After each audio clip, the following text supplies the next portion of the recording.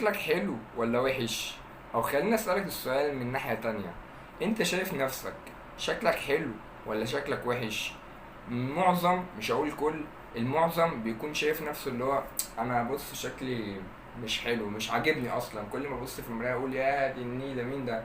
طب خليني اقول لك على حاجه بسيطه ممكن يعني تغير طريقه تفكيرك عن الحوار دوت، وهي ربنا لما جه خلقنا في احسن صوره. ايوه ايوه عارف الكلام ده. ايه الجديد؟ هقول لك الجديد. ربنا خلقنا في احسن صوره، تمام، وخلقنا مختلفين. يعني ممكن شخص يكون مثلا لون بشرته غير لون بشرتك، ممكن يكون شكل تفاصيل جسمه غير شكل تفاصيل جسمك.